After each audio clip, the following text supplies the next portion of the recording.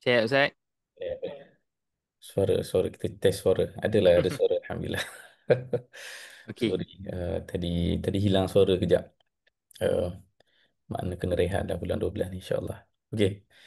Jom, alhamdulillah wassalatu wassalamu ala Rasulillah wa ala alihi wa sahbihi wa man wala. Asyhadu an la ilaha illallah wa asyhadu anna Muhammadan abduhu wa rasuluh. Qala rabbi shrah li sadri wa yassir li amri wahlul 'uqdatam min lisani yafqahu qawli amma ba'd. Assalamualaikum warahmatullahi taala wabarakatuh. Okey. Sekejap. Saya duduk sibuk WhatsApp orang pula nak ulang kelas ni. Minta maaf lah mengganggu. Saya tutup WhatsApp sekejap dia bising. Okey, Alhamdulillah hari ni kita jumpa lagi menyambung pertemuan kita yang lepas. Dan malam ni khabarnya ada ramai tetamu ni. Ahlan wa sahlan, selamat datang ke kelas panjang kami di emosi apa nama nak sebut di mana ni di Zoom ni lah yang kita jumpa tu saban bulan membincangkan tentang emosi Nabi sallallahu alaihi wasallam. Saya yakin di satu sisi yang sama ada memang jarang dibincangkan ataupun takut dibincangkan ataupun agak janggal untuk dibincangkan, tapi ketahuilah bukan kita pun orang pertama yang cuba mengorek cerita emosi Nabi sallallahu alaihi wasallam. Semuanya sudah terpampang banyak dalam kitab hadis Nabi sallallahu alaihi wasallam. Semuanya ada di situ. Tinggal kita kumpulkan segala data yang ada sebab daripada 6 siri yang lepas segala cerita kita baca dan semuanya melibatkan perasaan, kan? Dan kita akan menggabungkan perasaan-perasaan tadi dengan pelajaran-pelajaran dan ibrah lah. Terutamanya untuk kita yang dibebani dengan emosi. Manusia ni ciri khasnya adalah dia beremosi, kan? Berbeza dengan makhluk lain yang tidak menanggung beban emosi lah. Dan kita adalah makhluk yang Allah cipta dengan satu pengkhususan, ada emosi, kan? Maka emosi akan banyak menghambat kita dalam segala hal. Kita harap kita boleh belajar daripada Nabi sallallahu alaihi wasallam bagaimana nak menguruskan emosi kita. Yang nombor 7 ini adalah tajuk yang mungkin saya boleh katakan dia bukanlah satu emosi khusus, tapi dia satu kejadian. Okay? Satu situasi di depan kita. Kerana sekarang Nabi sallallahu alaihi wasallam sudah tiba di Madinah. Dalam pengajian sirah biasanya kita boleh membayangkan kalau dah tiba Madinah tu dia happy lah kot, kan? Sebab Nabi sallallahu alaihi wasallam sudah melalui 13 tahun pertama yang penuh dengan kepayahannya. Dan bila Nabi sampai ke Madinah dalam peristiwa hijrah, jangkaan kita ketika membacanya adalah barangkali lepas ni cerita Nabi happy je lah kot, tak adalah benda lain, kan? Tak adalah benda yang menghambat Nabi lagi. Sebab Abu Jahal dah duduk jauh dah, kan? Abu Lahab pun jauh daripada Nabi sallallahu alaihi wasallam, tidak ada lagi para penjahat itu di keliling Nabi. Dan Nabi pula disambut oleh masyarakat yang sangat mengalu-alukan Nabi sallallahu alaihi wasallam. Jangan salah faham tentang Yahudi. Yahudi itu duduk tempat lain. Kalau kita nak faham, Yahudi ni memang tempat lain, bukan duduk Madinah. Okay? Mereka tak duduk dalam Madinah. Nabi tak berjiran dengan Yahudi. Yahudi itu perkampungan yang lain, bukan Madinatul Munawwarah. Maka kita boleh jangkakan bila kita baca sirah. Mungkin lepas ni happy-happy je lah kot. Tak adalah cerita lain yang memenatkan kita membacanya. Tapi kita jumpa cerita yang sebaliknya. Apa yang menjadi harapan dan jangkaan kita itu tidak berlaku sebagaimana yang dijangkakan. Alamak. Sekejap ya, anak saya duk manggil. 10 saat. Ya.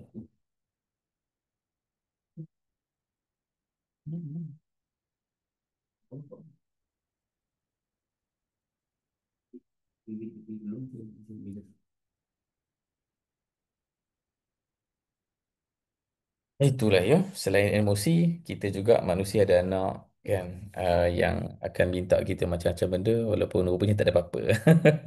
Okey. So Madinatul Munawwarah. Kita dah ceritakan dengan segala jangkaan kita, mungkin ceritanya smooth tapi tidak. Okay. Apa yang berlaku selepas Madinatul Munawwarah? Setelah ada masjid, setelah ada rumah, kita pun tahu kan cerita Nabi membina pasar Islam, Nabi bina rumah untuk pasangan Nabi sallallahu alaihi wasallam. Sepatutnya happy-happy je lah. Dan Allah Ta'ala tidak memberikan cerita sirah sebagaimana yang kita nak tu. Allah telah memberikan pengalaman naik turun dalam kehidupan Nabi sallallahu alaihi wasallam dan dia tidak berhenti sampai Nabi wafat. Saya takkan cerita semuanya sekali sebab banyak sangat. Kita akan pilih beberapa cerita untuk memberikan gambaran bagaimana naik turun itu berlaku. Dan ketahuilah bahawa naik turun itu sampailah ke akhir hayat Nabi sallallahu alaihi wasallam. Okay? Bahkan sesi terakhir kita nanti pun di siri kita ni adalah tentang bagaimana naik turun itu berlaku sampai akhir hayat Nabi sallallahu alaihi wasallam. Okay? Jom kita tengok sikit demi sedikit. Antara perkara pertama yang berlaku, bukan antara lah, ini laku yang pertama. Okay? Kerana semuanya macam happy je lah. Dan asal usul ceritanya, bila Nabi sallallahu alaihi wasallam, sebenarnya pun cerita-cerita yang enak sebenarnya untuk dibaca, iaitu Nabi sallallahu alaihi wasallam ada satu projek yang hanya Nabi saja tahu, iaitu supaya kita tak salah faham dengan projek ini, Nabi sallallahu alaihi wasallam ingin memberikan tekanan politik kepada Mekah dengan menahan kafilah dagang ataupun uh, satu rombongan dagang yang dikepalai oleh Abu Sufyan yang sedang menuju ke utara, ke rihlat asy-syita'i was-saif. Dua perjalanan bisnes tu kan, sama ada ke Yaman ataupun ke Syam. Dan Abu Sufyan sedang menuju ke Syam, dia akan lintas utara Madinah. Dan ketika itu Nabi sallallahu alaihi wasallam memutuskan untuk kita buat satu move, satu pergerakan menuju ke Abu Sufyan, sama ada untuk halang ke hijack ke, itu perkataan-perkataan yang mungkin akan ada tafsiran yang negatif pula kan. Tapi untuk faham ini adalah politics, okay? Untuk menekan Mekah supaya Mekah jangan berani nak cari pasal dengan Nabi sallallahu alaihi wasallam dan umat Islam. Dan itulah saja ideanya ketika Nabi sallallahu alaihi wasallam mengajak sahabat untuk menuju ke Badar. Okay? Untuk menuju ke Badar. Dan bila mereka keluar daripada Madinah, mereka keluar dengan kepercayaan kepada Nabi sallallahu alaihi wasallam. Bila Nabi ajak kita ikut kan, sebab dia volunteer base, okey. Masing-masing pun keluar dengan Nabi sallallahu alaihi wasallam. Dan ketika pertengahan jalan tu baru tahu rupanya kita nak ke Badar ni untuk menahan kafilah dagang Abu Sufyan. Umumnya memiliki 50,000 dinar kalau dalam kitab sirah sebut. Satu kekayaan yang luar biasa. Dan betapa beruntungnya sahabat yang join tu, sebab setelah sekian lama kan di Mekah kena curi harta, bila hijrah terpaksa tinggalkan harta macam Suhaib Ar-Rumi kan. Sekarang mereka ada peluang untuk kembali mendapatkan keuntungan ataupun hak mereka yang telah dirampas pada zaman Mekah, dan itu adalah daripada harta-harta yang didagangkan oleh Abu Sufyan. Dan pula ketika itu memang tidak ada gambaran lain di kepala para sahabat kecuali kita nak pergi Badar ni bukan untuk perang pun, tapi untuk merampas ataupun nak mengambil harta dan memberikan tekanan politik kepada Mekah, dan kita akan dapat keuntungan yang banyak. Dan bila sampai betul-betul di stesen terakhir sebelum ke Badar, tiba-tiba Allah berikan khabar buruk kepada Nabi sallallahu alaihi wasallam. Kita sebut khabar buruk kerana secara manusiawi ia adalah buruk lah. Di sisi Allah Ta'ala itu hak Allah Ta'ala kan. Dan Allah memberikan khabar itu kepada Nabi bahawa di Badar ni bukan Abu Sufyan. Kan? Dan khabar itu Nabi sallallahu alaihi wasallam tahu bukan melalui wahyu, tapi Nabi melakukan intipan ataupun risikan. Nabi bertemu dengan seorang tua di berdekatan dengan Badar ni. Nabi tanya kepada dia lah, apa yang kamu tahu tentang pergerakan pasukan daripada Madinah dan Mekah? Okay? Dan sebab khabarnya itu dah sampai, Nabi pun dengar cerita ada tentera datang daripada Mekah, bukan Abu Sufyan. Dan uh, si tua itu beritahu kepada Nabi. Syekh tua ni beritahu kepada Nabi, yang aku tahu daripada Madinah dah bergerak satu pasukan Muslimin bersama dengan Muhammad sallallahu alaihi wasallam, dan kalau betul lah kiraannya hari ini di sekian-sekian tempat. Dan yang kedua, Syekh tua itu beritahu, aku juga tahu yang pasukan tentera daripada Mekah juga on the way ke Badar, dan kalau betul lah kiraannya sekian-sekian hari, maka hari ini dia dekat sini. Maka benarlah sangkaan Nabi sallallahu alaihi wasallam, memang Abu Sufyan bila dia tahu Nabi dah on the way ke Badar, dia cari jalan lain, dia patah balik.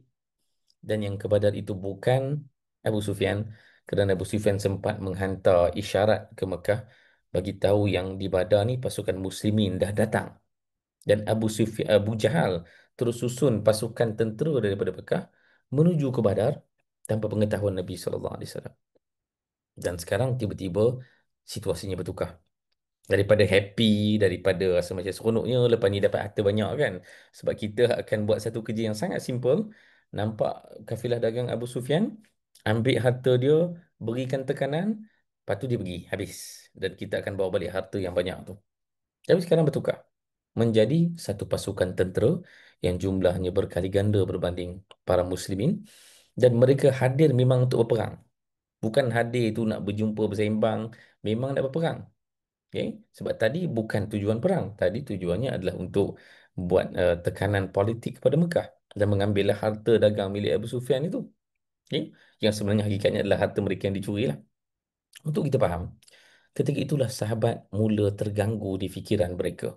Termasuk Nabi sallallahu alaihi wasallam pun agak kaget mendapat berita tu, kerana kita tahu pagi esok Nabi sallallahu alaihi wasallam, bukan pagi esok saja, sepanjang malam sampai pagi Nabi sallallahu alaihi wasallam merayu kepada Allah Taala untuk bantu, sebab Nabi takut.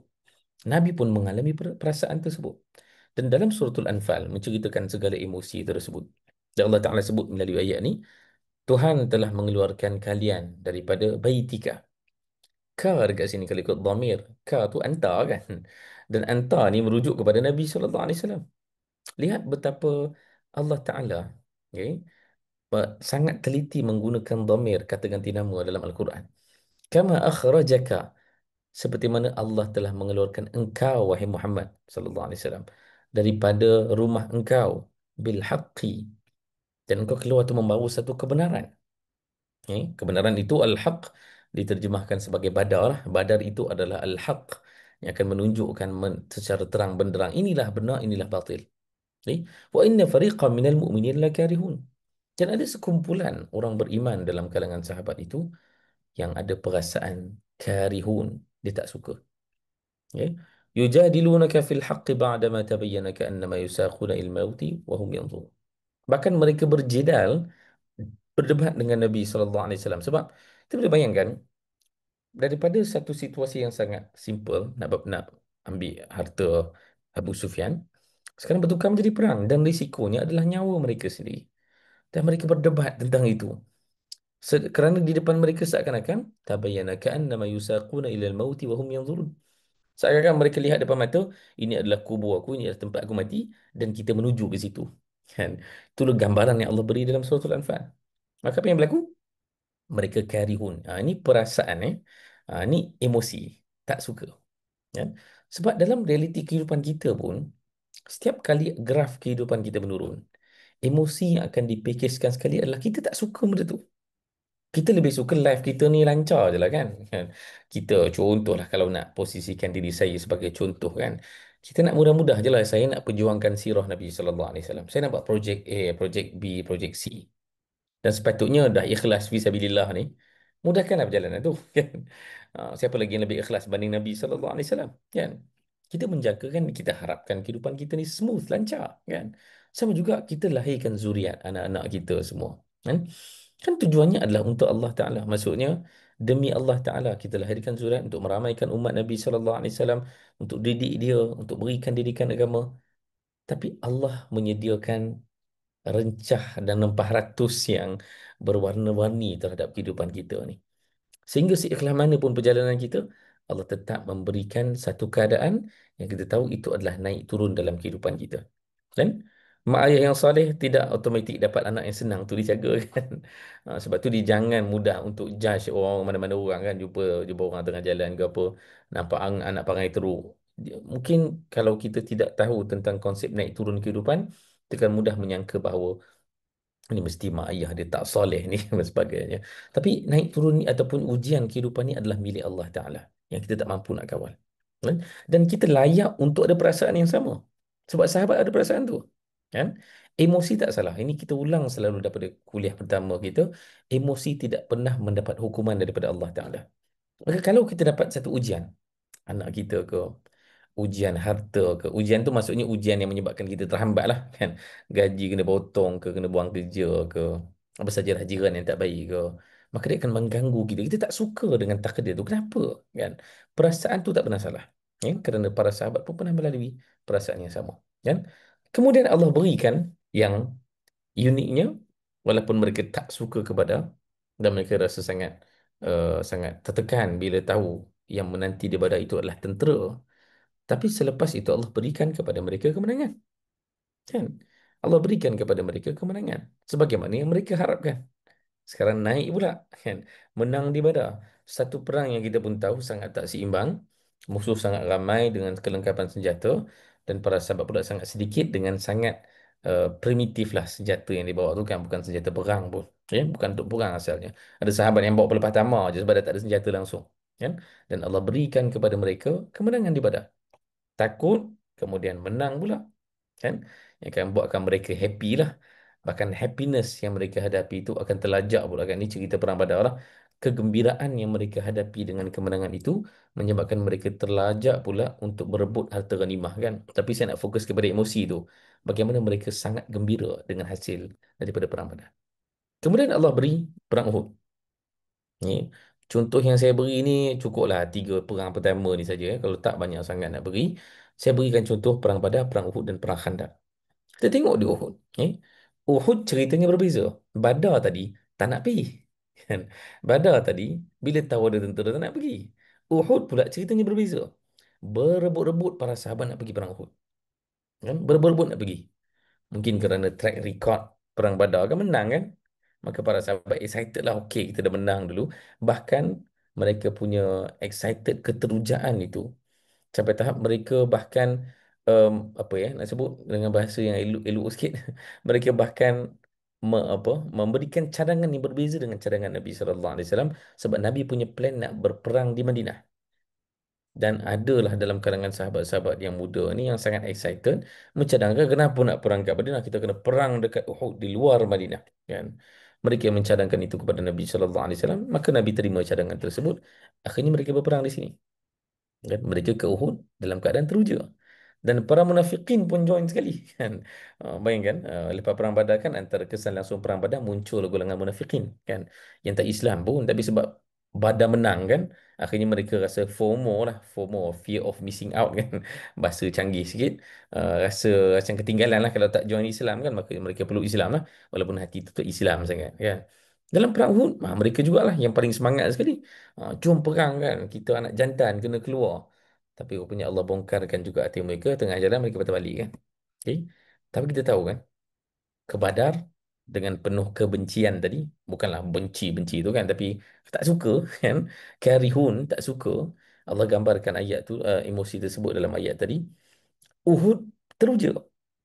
Tapi hasil di Uhud adalah bertentangan dengan hasil di Badar.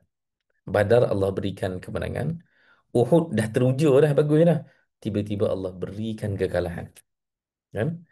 Allah berikan kekalahan di Uhud. Nanti kita akan kembali kepada ayat-ayat ini untuk kita faham apakah ibrahnya. Tapi kalau saya boleh sebut awal, Allah Ta'ala memilih untuk memberikan respons ini kepada para sahabat. وَلَا تَهِنُوا وَلَا تَحْزَنُوا وَأَنْتُمُ الْأَعْلَوْنَ إِن كُنْتُم مُؤْمِنِينَ. Okey. Di Badar menang dan kita tahu ayat-ayat dalam suratul Anfal lebih banyak bersifat menegur. Lebih banyak bersifat kritikan kepada sikap para sahabat di penghujung perang Badar.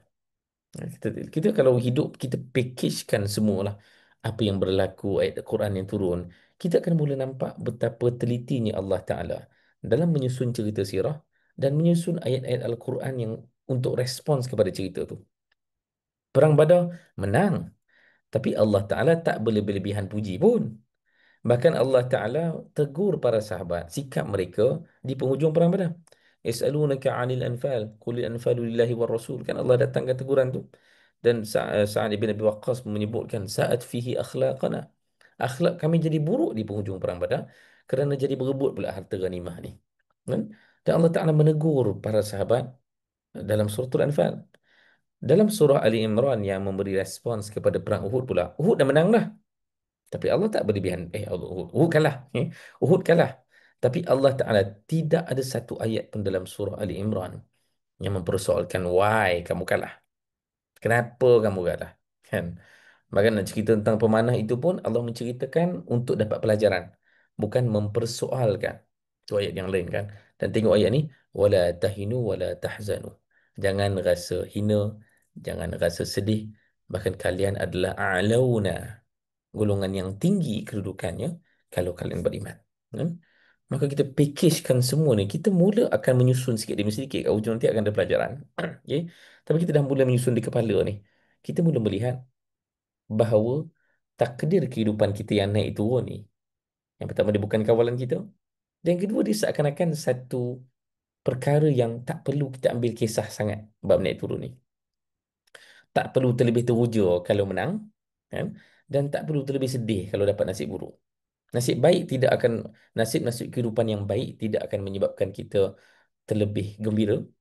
Nasib-nasib kehidupan yang buruk tidak akan kita ni berlebih-lebih respon secara negatif pula. Sebab itu kita lihat pada para sahabat dalam perang Badar dan perang Uhud, kan? Dan Allah Taala memberikan respons yang beginilah dalam dua cerita tu. Okey. Khandak ada cerita yang apa yang berbeza lagi. Okey. Sekarang perasaan tu menjadi takut balik, kan? Badar takut, Uhud excited, Khandak takut balik, kan? Kita lihat macam mana naik turunnya perasaan para sahabat, kan? Kerana Khandak ini mereka dikelilingi oleh 10,000 orang musuh. 10,000 orang musuh ada di pinggir Madinah. Yang mereka gali itu parit besar lah, kan?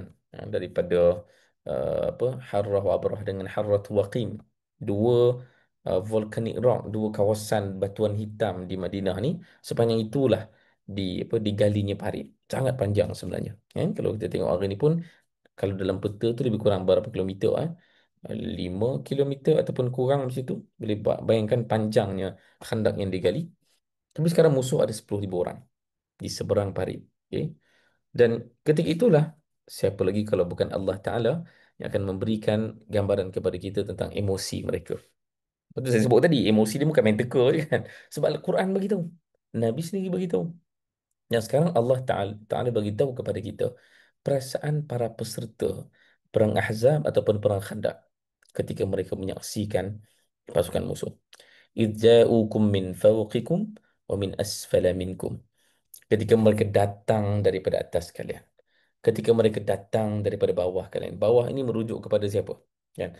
Kalau atas tu utara Madinah, tentera musuh 10,000 orang dah berkumpul. Kan? Bila sebut asfal, bawah, merujuk kepada siapa? Kan? Asfal ini merujuk kepada Yahudi Banu Quraidah. Sebab dalam perang Ahzab ada Yahudi yang belut, kan? Yahudi yang dua lagi tu dah kena halau dah, kan. Banu Nadir dengan Banu Qainuqa dah dihalau Nabi sallallahu alaihi wasallam sebab mereka belut. Bukan, mereka buat satu tindakan yang mengkhianati perjanjian, maka dihalau. Okay. Banu Quraidah adalah Yahudi terakhir di Madinah. Dan dalam cerita perang Khandaq ini, ketika para sahabat semua sedang ketakutan itu, tiba-tiba musuh daripada selatan, bukan musuh lah, sebenarnya jiran, kan, iaitu Yahudi yang berada di selatan, Yahudi Banu Quraidah, mereka pula belut Nabi sallallahu alaihi wasallam. Ada perjanjian dengan tentera Ahzab. Bayangkan betapa takutnya keadaan tu. Wa izzaghatil absar. Pandangan tu jadi kabur. Siapa yang pernah apa, kena, bukanlah panic attack, kan? Panik lah umumnya. Panic attack ni dia dah khusus jadi satu condition pula, kan. Mana-mana orang yang pernah melalui pengalaman panik, kan. Apa, kalau saya pengalaman panik tu mungkin waktu accident, kan. Mungkin waktu anak saya tak pernah kena sawan, tapi dia ada masa dia ada, sekarang anak saya mana satu mana satu saya lupa dah. Anak dah ramai sangat, kan, 4 orang je pun. Tapi ada salah seorang daripada anak saya tu, dia ada pernah jerking. Tahu jerking? Dia apa? Menyentak-nyentak tu macam nak sawan tu, kan. Pernah anak-anak, kalau anak perempuan ke, pernah sawan ke apa, kan. Waktu tu zaghatil absar. Kita macam, apa yang berlaku ni? Kan? Dia panik dan kepala kita jadi pening dan pandangan mata kita jadi kabur sekejap. Macam kita tak percaya benda tu berlaku depan mata kita, kan? Siapa yang pernah melalui pengalaman-pengalaman yang mengejutkan dalam kehidupan, dia akan merasai apa yang dimaksudkan sebagai wa izzaghatil absar. Dan pandangan tu jadi kabur. Kabur bukan semata-mata apa yang kita saksikan, fikiran kita pun jadi macam tak boleh nak rationalize, kan, ketika berlakunya kejadian tersebut. Wa balaghatil qulubul hanajir. Dan Allah bagi tahu hati mereka itu jantung lah, qulub. Okay? Jantung mereka itu macam nak menyesak-nyesak kerongkong, kan. Siapa yang pernah berdebar dada, yang debar-debar betul-betul itu, kan, mungkin akan tahu apa yang berlaku dalam ayat ni, kan. Uh, Pengalaman kali pertama berceramah saya, pengalaman waktu menikah, kan, dia macam jadi tak betul, kan. Zaman sekolah dulu banyak macam masuk pertandingan ke apa, kan, dan yalah, kebanyakan acara-acara pertandingan ni dia akan berdebar-debar lah, kan, sebab takut kalah, kan, kita nak menang. Dan masa itulah kita faham apa maksud balaghatil qulubul hanajir. Dah ada tu menyesak betul kan. Degupan jantung tu. Sama macam nak terkeluar daripada kerongkong kita. Wa tadhunnuna billahi dhununa. Hujung ni adalah antara yang paling berat sekali. Mereka mula mengeluarkan sangkaan-sangkaan mereka kepada Allah Ta'ala. Ini berlaku kepada para muslimin. Ini berlaku kepada para muslimin, dan perang Khandaq adalah perang yang melibatkan semua penduduk Madinah. Mana ada perang selama ni dalam Islam yang melibatkan semua orang? Dia mesti melibatkan sebahagian orang ataupun majoriti lelaki yang dewasa, yang sihat. Tapi sekarang semua orang tahu sebab perang itu berlaku di Madinah. Kan? Perang itu berlaku di Madinah. Para wanita pun rasa ketakutan. Kan? Maka bila Allah sebut tentang apa yang mereka rasakan ini, وَتَظُنُّونَ بِاللَّهِ الظُّنُونَ, sangkaan-sangkaan mereka kepada Allah Ta'ala tu melibatkan semua orang. Ya, wanita, orang-orang tua, orang-orang yang mustata'afin, apa, barangkali Nabi sallallahu alaihi wasallam sendiri ada satu riwayat dalam Ibn Ishaq yang menceritakan Nabi sallallahu alaihi wasallam bila menyaksikan tentera musuh seramai itu berada di apa di tebing parit yang belah sana, Nabi bahkan tertunduk dan pegang kepala Nabi sallallahu alaihi wasallam. Ada riwayat itu. So, Nabi pun merasakan betapa beratnya emosi untuk menyaksikan benda itu. Cuba teka berapa ramai untuk faham nisbah. Tentera musuh ada 10,000. Ini majoriti kitab sirah sebut yang sama. 10,000. Umat Islam berapa ramai? Ha. Umat Islam berapa ramai agak untuk faham nisbah. Kebanyakan nisbah dalam sirah ataupun dalam sejarah Islam saya tak berapa minat sangat. Sebab nisbah-nisbah dalam sejarah Islam tak semuanya tepat. Kadang-kadang dia apa dia panggil exaggerated. Macam perang Utah kan. Empat apa 4,000 lawan 200,000 kan, perang Utah. Benda tu tak logik. Benda tu tak ada, bukan fakta yang solid pun. Okay? Bukan semata tak logik lah. Dia bukan fakta yang paling utama pun. Sebab nombor itu datang daripada sumber-sumber yang boleh dikritik, dan para ulama sirah bahkan tak lebih bersepakat bagi tahu nombor tu berlebihan sangat kan.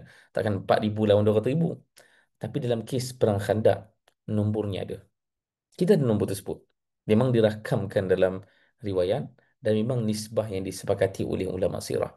Kita ada 10,000 musuh, dan muslimin semuanya sekali, ya, muslimin semuanya sekali. Bukan lelaki dewasa saja. Bukan tentera saja. Semua muslimin nombornya sekitar 4-5 ribu saja. Semua. Yang di depan mereka 10,000 tu semua tentera. Semua tentera. Dan muslimin yang perempuannya, yang anak kecil, yang babynya, yang orang tuanya, orang OKU-nya, semua sekali 3-4 ribu. Kan? Untuk bayangkan betapa sedikitnya pasukan muslimin dan berapa ramainya musuh. Sebab tu dia menakutkan. Dan Huzaifah bin Yaman ada satu riwayat yang sangat sangat menakjubkan bila cerita tentang Khandaq. Saya tak tengok jam, bahaya. 9:39. Okey. Huzaifah bin Yaman. Kita tahu siapa Huzaifah kan? Huzaifah bin Yaman adalah sahabat yang memegang senarai nama munafik. Okey, penjaga rahsia Nabi sallallahu alaihi wasallam. Bila dia jaga nama munafik, maksudnya dia bukan munafik lah. Keimanan dia besar. Keimanan dia luar biasa. Ada satu hadis diriwayatkan dalam Al-Bukhari.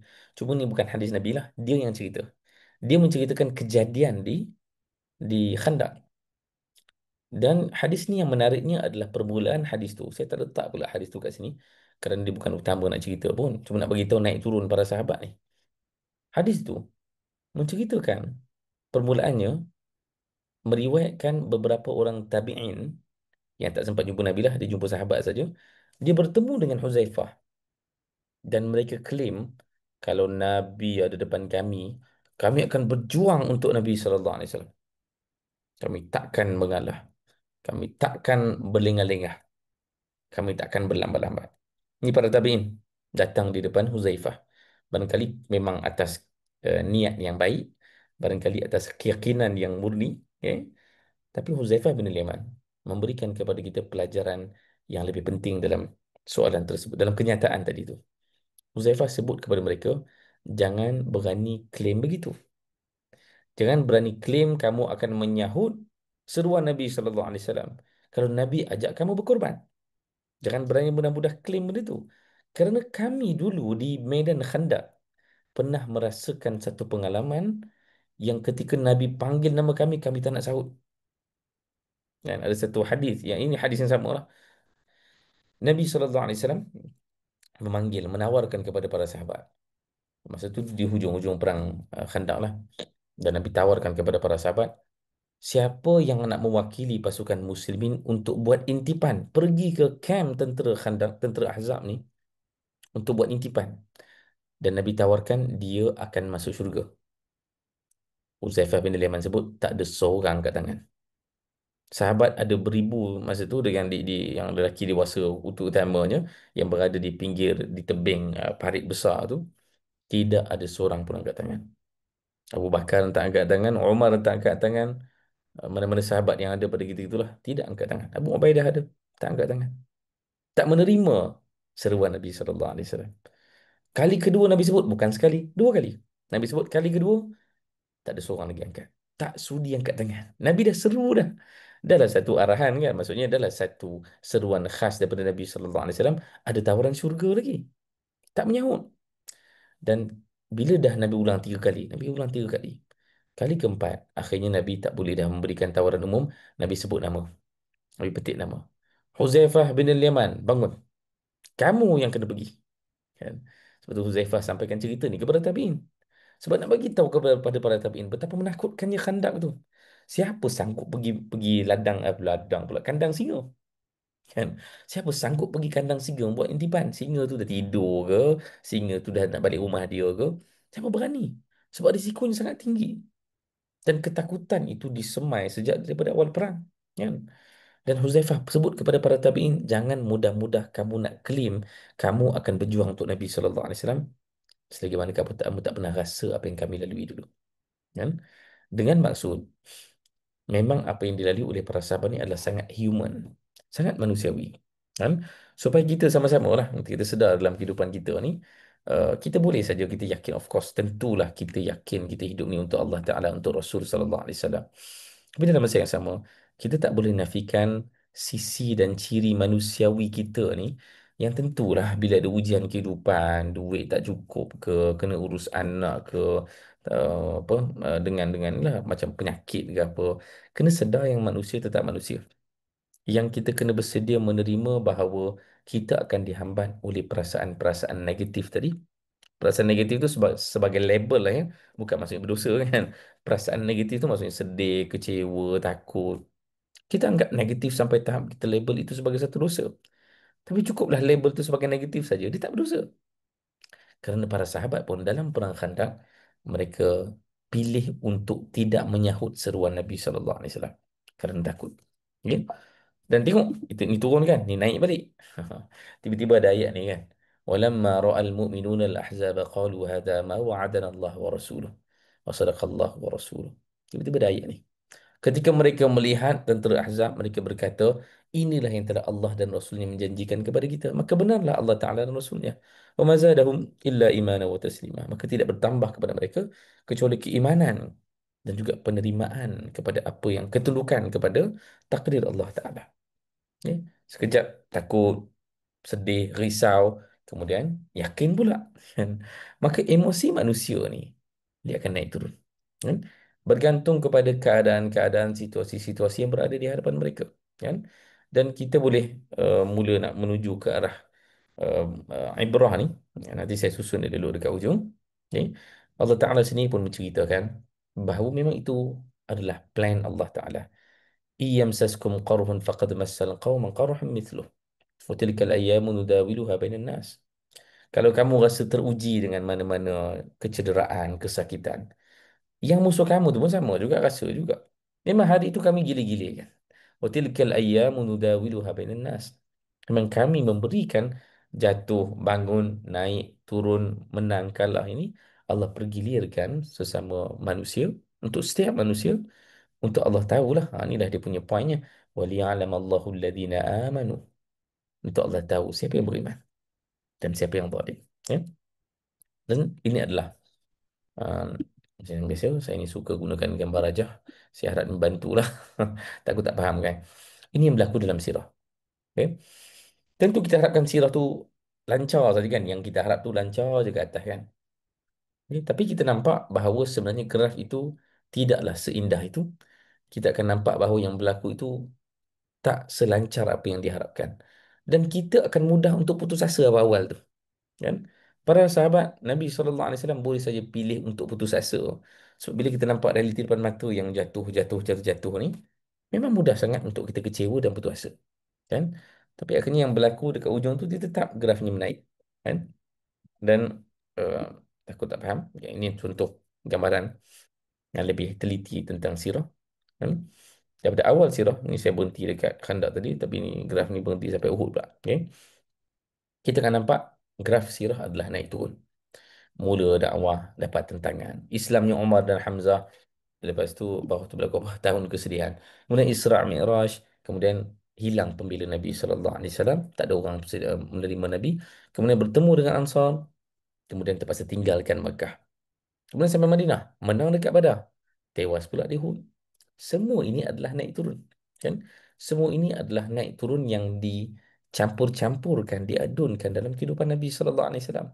Maka siapa yang menyangkakan kehidupan ini adalah lancar saja, ataupun kehidupan ini perhubungan kita dengan manusia itu sentiasa akan harmoni saja, segala yang kita rancang itu semua akan tercapai saja, maka itu bertentangan dengan sunatullah.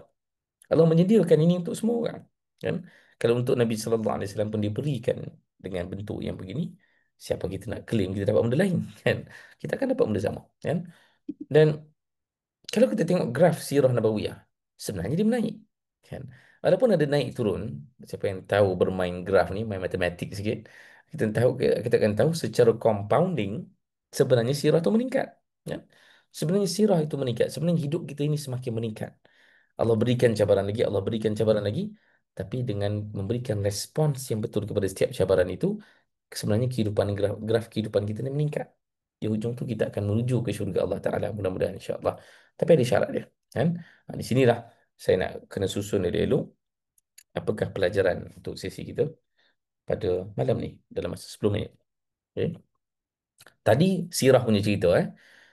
Sirah punya cerita mungkin khas untuk Nabi sallallahu alaihi wasallam, maka saya perlu create satu gambar rajah yang mungkin lebih spesifik untuk kita semua.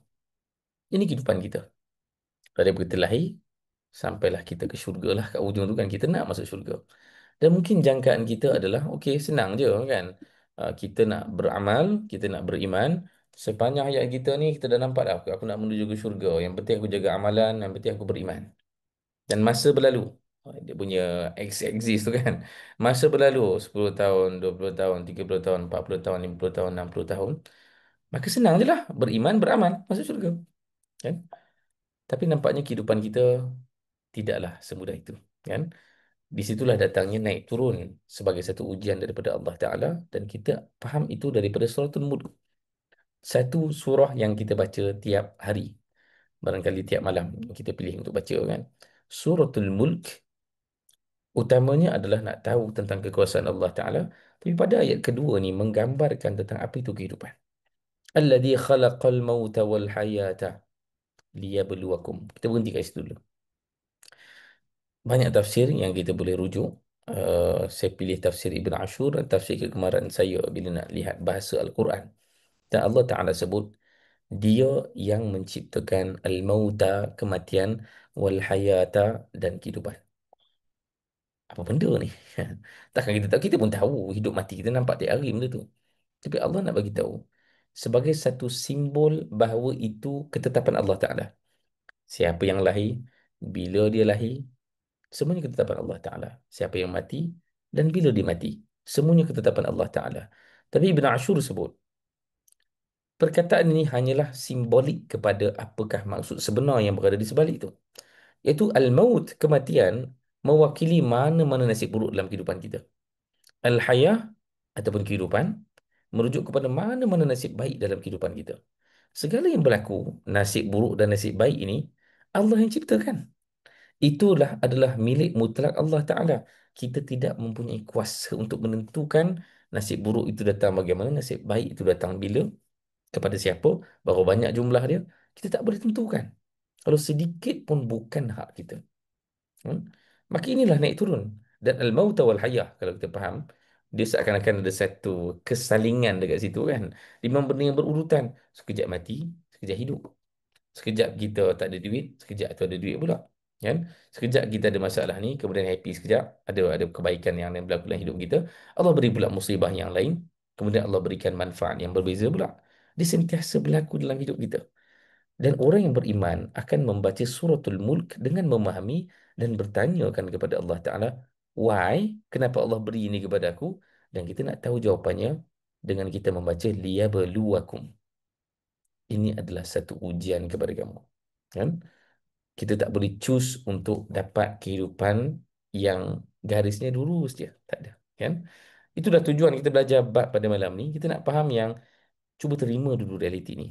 Cuba terima realiti dan tenggelam dalam satu realiti yang kita tidak memiliki takdir Allah Ta'ala yang berikan pada kita. Segala yang berlaku. Sebab tu kalau nak extend sikit lagi, seperti yang saya sebut awal tadi, jangan terlalu bersedih dengan nasib buruk. Dan jangan juga terlalu gembira dengan nasib baik. Sebab nasib buruk atau nasib baik tidak memberikan pahala dan tidak memberikan dosa. Faham perkataan tu? Takut orang salah faham? Kan? Kalaulah kita ni Allah rezekikan, contoh Allah rezekikan kepada kita berjaya exam ke apa. Kita tak boleh claim pahala dekat situ. Sebab pahala kita tak dapat kat situ. Kan? Pahala kita adalah dapat bila kita beramal. Ataupun kita bersyukur daripada nasib baik yang Allah berikan pada kita. Kan? Orang-orang yang diuji dengan nasib buruk pun sama juga. Kita tak dapat dosa kerana kita terima nasib buruk, kan? Kalaulah nasib buruk dan nasib baik itu dianggap dosa dan pahala, macam mana dengan Nabi sallallahu alaihi wasallam? Sebab ujian untuk Nabi sallallahu alaihi wasallam itu luar biasa. Adakah Nabi berdosa setiap kali dapat ujian tu? Tak adil lah, kan? Kerana memang itu adalah aturan Allah Taala. Maka mana-mana orang tu, utamanya dalam kelas kita ni, ya, tengok balik segala masalah dalam kehidupan kita, kan? Tengok balik semua kesenangan yang Allah beri dalam kehidupan kita. Hilangkan perasaan berpahala dan berdosa dengan takdir tu. Kita tak memiliki semua benda tu. Ada orang diuji dengan masalah mental. Ada orang diuji dengan masalah anak-anak. Ada orang diuji dengan masalah kerjaya yang tak jumpa kerjaya yang paling betul untuk dia. Kawan saya yang sebaya saya sampai sekarang lagi masih ke Hulu Hilir, terkapai-kapai, duk mencari, duk tanya pada saya pula. Lagilah saya tak hire orang, kan. Di umur yang dah 30-an nak menuju ke 40 ni, masih lagi tak confirm kerja apa paling okey dengan dia. Itu ujian untuk dia, kan? Dia tak terus dapat dosa dengan apa yang berlaku itu. Bahkan dia akan dapat pahala jika dia memberikan respons yang baik kepada ujian Allah Taala tadi, kan? Maka hilangkan dulu rasa excited berlebihan kita bila dapat nasib baik, dan hilangkan dulu rasa kesedihan melampau kalau kita menyedari nasib buruk itu masuk dalam kehidupan kita juga, kan? Ini adalah kehidupan kita. Tadi kita tunjuk garis lurus, kan? Daripada lahir kita nak menuju ke syurga, ya, senang kan, lurus je. Tapi rupanya tak. Nasib buruk dalam kehidupan ni, kalau saya ambil um, ni contoh tipikal lah, kan. Sajalah saya letak ni contoh ni. Janganlah rasa mana-mana orang punya cerita, kan. Kematian ayah, gagal SPM. Kena buang kerja, bercerai.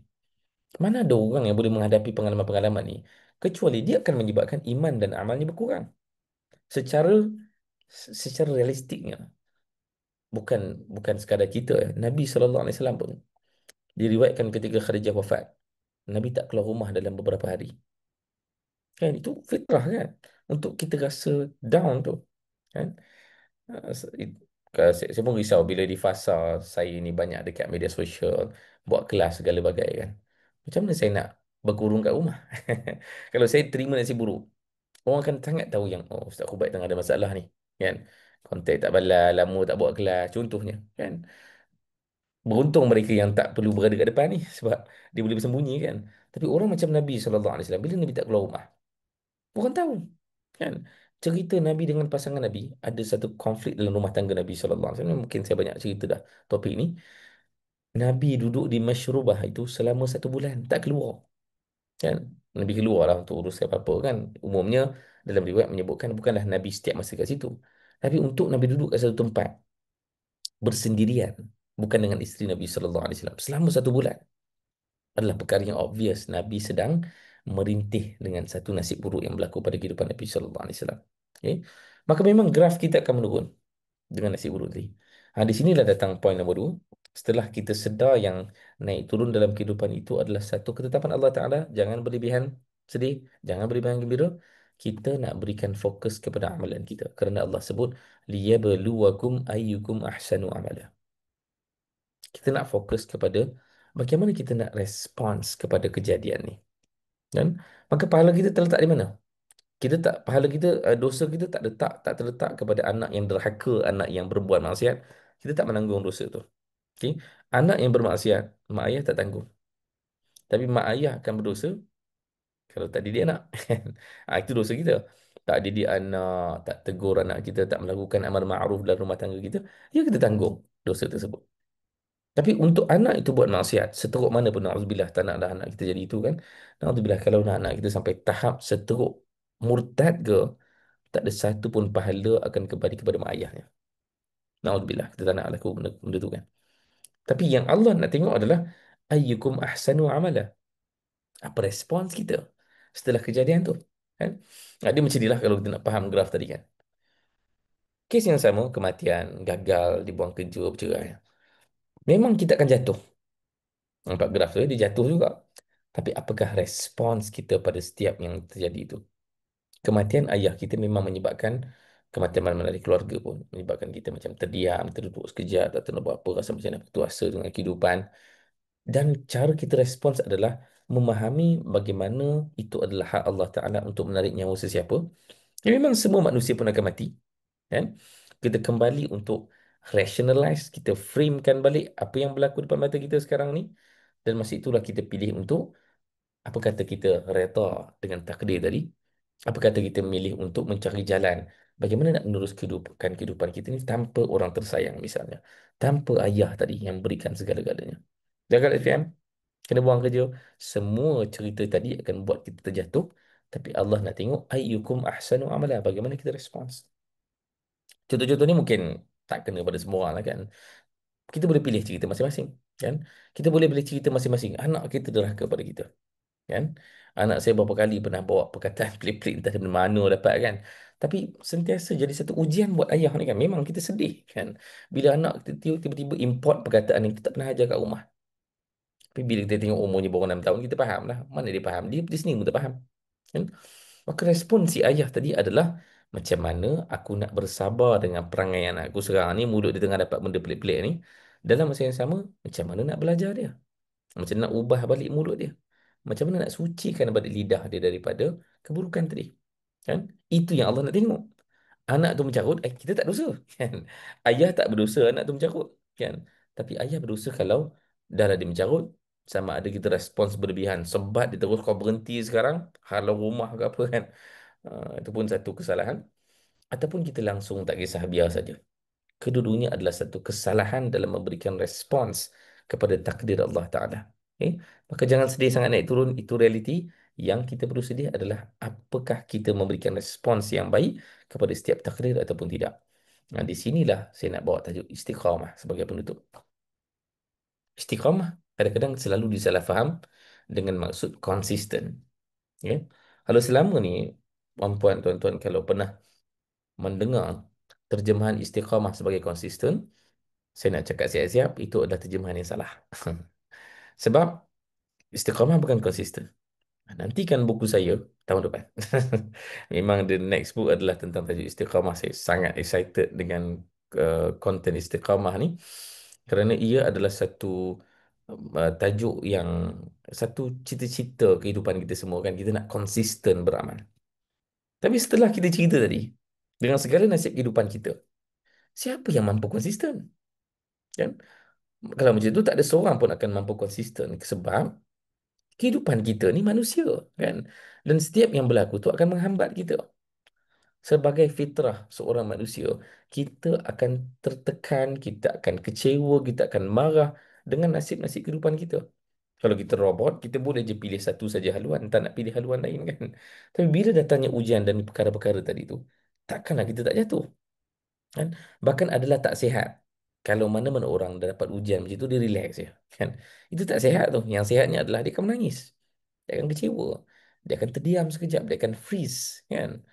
Maka istiqamah adalah perkataan yang perlu diterjemahkan dengan maksudnya yang paling asli lah. Yang disebutkan sebagai, dia berasal dari perkataan qama. Qama maksudnya bangun. Itulah istiqamah. Istiqamah ni sebenarnya tentang bangun. Kan? Iaitu, bila berlaku sesuatu, kita akan jatuh.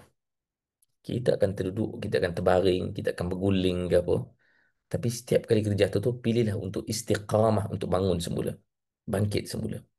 Jangan pilih untuk membiarkan saja benda itu berlaku. Kan? Memang naik turun adalah satu hak Allah Ta'ala, satu fitrah kehidupan kita. Tapi bila kita tengah jatuh tu, janganlah pilih untuk membiarkan kejatuhan itu berlaku. Kan? Jangan pilih untuk biarkan diri kita tersiksa duduk kat bawah terbaring tu kan. Dengan segala nasib buruk yang berlaku dalam hidup kita. Pilihlah untuk istiqamah, iaitu bangkit. Kan? Bangun. Bangun untuk memastikan kita uh, tidak terjerumus ke dalam satu vicious cycle, kitaran yang sangat berbahaya. So, masalah kehidupan dia tidak akan berhenti. Akan ada lagi masalah lain. Kan? Maka apa yang kita perlu pilih adalah pilihlah jalan-jalan istiqamah ni. Dan dia adalah ada CV-CV yang panjang ni kan, macam mana nak dapat kekuatan untuk apa, untuk menongkah arus kejatuhan tadi kan. Apa yang kita perlukan, setiap yang berlaku dalam kehidupan kita sebenarnya, zikir kita, solat kita, bacaan Quran kita, puasa, semua benda ni sebenarnya akan supply kita untuk sentiasa naik balik kan. Yang selama ni bila kita melakukan ibadah-ibadah tadi tu, biasanya dia akan terpisahlah daripada kehidupan kan. Sedangkan istiqamah memerlukan bekalan ini, dan kita nak menggabungkan semua yang kita amalkan dalam kehidupan tadi untuk meraih istiqamah, iaitu kebangkitan setelah kita jatuh kan. Ini adalah ayat dalam daripada surah Hud sebagai penutup, yang menurut sebuah hadis bila Nabi sebut syayyabatni huda wa akhawatuha, Nabi sebut dalam sebuah hadis surah Hud dan adik-beradiknya telah membuatkan Nabi SAW beruban. Beruban dengan maksud beratlah, rasa berat. Dan Ibn Abbas beritahu kepada kita, ayat yang Nabi maksudkan adalah ayat ini. Allah Ta'ala berfirman, "Fastaqim kama umirta, wa man taba ma'ak, wa la tatghaw, innahu bima ta'maluna basir." Ambillah kelatan pertama itu saja. Istiqamahlah sebagaimana yang telah aku perintahkan kepada kamu. Inilah yang menyebabkan Nabi beruban. Sebab Nabi sendiri merasakan beratnya untuk istiqamah tu. Kan? Sebab kita tengok sirah Nabawiyah, cerita yang kita bacakan tadi, sentiasa akan ada momen, akan ada takdir yang datang yang akan menghambat Nabi lagi dan lagi. Ada saja, kan? Lepas dah settle, ada lagi. Sentiasa akan ada. Dan dia menunjukkan itulah realiti kehidupan kita. Datangnya ujian-ujian Allah Ta'ala ni untuk menantikan kita nak pilih jalan yang mana satu. Nak respon secara salah ke, berlebihan, ataupun nak respons dengan cara membiarkan saja, lantak pilah hidup kita ni macam mana pun. Tapi pilihlah untuk memberikan istiqamah kepada setiap kejatuhan tadi. Kita dalam contoh, kalau kita bagi contoh yang real kan, dalam perhubungan suami isteri contohnya, akan ada momen kan kita akan bergaduh, yang gaduh besar ke gaduh kecil ke, yang menyebabkan tarik muka, muncung, okay? Ya, kita akan jatuh, kita akan mungkin akan 2-3 hari silent treatment, tak nak tengok muka ke apa. Tapi marilah memilih istiqamah, iaitu cari jalan untuk bangkit balik, cari jalan untuk baiki balik perhubungan tu, cari jalan beranikan diri untuk syura balik, untuk pandang balik wajah pasangan kita dan berbincang elok-elok. Memang benda tu tak susah pun, sebab tu Nabi beruban kan. Sebab tu Nabi beruban kepala fikir tentang ayat ni, kerana istiqamah tu susah untuk bangkit daripada satu keadaan yang menyakitkan itu kan. Bukan, jangan bincang pasal konsisten. Ni kalau bincang bab konsisten, tak boleh langsung muncung dengan pasangan. Dia tak logik. Mesti berlaku. Kalau perempuan dah geling kepala tu maksudnya betul lah kan. Sebab saya rasa tak ada orang lah menafikan benda ni. Saya tak pernah jumpa dalam hidup saya ni orang yang menafikan ada masalah keluarga. Pernah dulu masa awal kawan-kawan yang baru kahwin kan cakap, tak ada pun masalah kehidupan, okey je. Tapi sekarang dah senyap dah masing-masing kan. Sebab jumpa realiti kan. Jumpa realiti yang tak, perkahwinan dia tak seindah yang kita jangkakan dalam novel-novel tu. Dia mesti jatuh. Maka kalau konsisten itu kita letakkan dalam konteks yang saya sebutkan tadi, iaitu bangkit balik, bangun balik setiap kali berlaku kejatuhan. Jangan biarkan benda itu berlarutan. Itulah istiqamah. Kan? Memilih untuk baiki masalah keluarga kita adalah istiqamah. Membaiki hubungan kita dengan anak-anak adalah istiqamah. Kan? Menguruskan diri kita yang berkali-kali jatuh ni. Kan? Kejatuhan diri kita tu ada macam-macam sebab kan. Okay? Kita tak berdosa, tak menanggung kesalahan, kecuali kalau kita membiarkan dia berlaku begitu saja. Di situlah baru Allah akan memberikanlah apa yang selayan untuk kita kan. Maka pilihlah istiqamah untuk kita bangkit balik setiap kali berlakunya kejatuhan dalam hidup kita ni. Itulah naik turun yang saya maksudkan dengan 3 pelajaran di hujung yang saya sebutkan tadi. Mudah-mudahan dia memberi gambaran lah apa yang Nabi lalui sepanjang zaman Madinah sampai akhir hayat Nabi SAW. Ia adalah tentang naik turun. Dan Yang paling penting adalah bagaimana kita memberikan respons kepada naik turun itu, kan? Dan kita tidak menanggung dosa, tak menanggung pahala pun, tak mendapat pahala pun atas nasib ataupun takdir yang Allah Taala tentukan. Tapi kita mendapat pahala dan mendapat dosa daripada bagaimana kita memberikan respons kepada takdir tersebut. Ada soalan? Jom kita tengok kalau ada. Oh, dalam nota dia jadi hanya dia. Sorry, itulah saya. Cik Irfan dah banyak kali dia marah saya, tapi saya buat lagi sampai sampai bila-bila. Sebab saya memang akan tengok balik, check balik kan. Nanti ada dalam minit apa nota-nota baru kan. Okey. Okay, ni soalan dah timbul. Silakan bertanya di ruang komen untuk kita bincang-bincang. Macam mana kita nak contoh ketenangan strategi emosi ni bagi dia menghadapi cabaran untuk kita hidup hari-hari. Macam tadi Ustaz kata, hidup kita pun banyak betul naik turunnya. Tip yang bila berlaku dia cabaran, apa first action kita? First, kita kembali kepada manusiawi tadi. Bukan saja kita akan terjatuh, Nabi pun terjatuh kan? Nabi SAW dia tidaklah immediately dengan segala cabaran tadi, okay? Dengan segala cabaran tadi Nabi tidaklah immediately terus bangkit, kan? Nabi akan serap dulu benda tu. Dalam bahasa ni Kak Junainah biasa sebutlah kan, coping mechanism kan. Uh, Menangis adalah satu fitrah. Dalam hadis pun sebut kan, hadis yang ketika anak Nabi yang bongsu tu wafat kan, Ibrahim.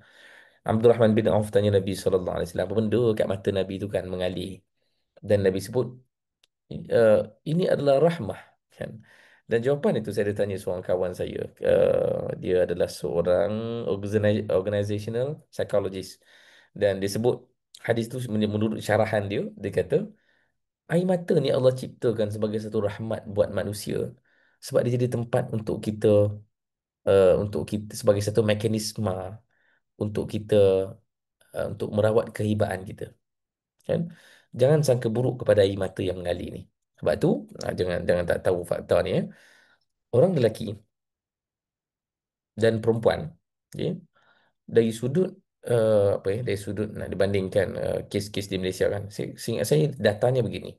Dari sudut statistik, perempuan lebih banyak dilaporkan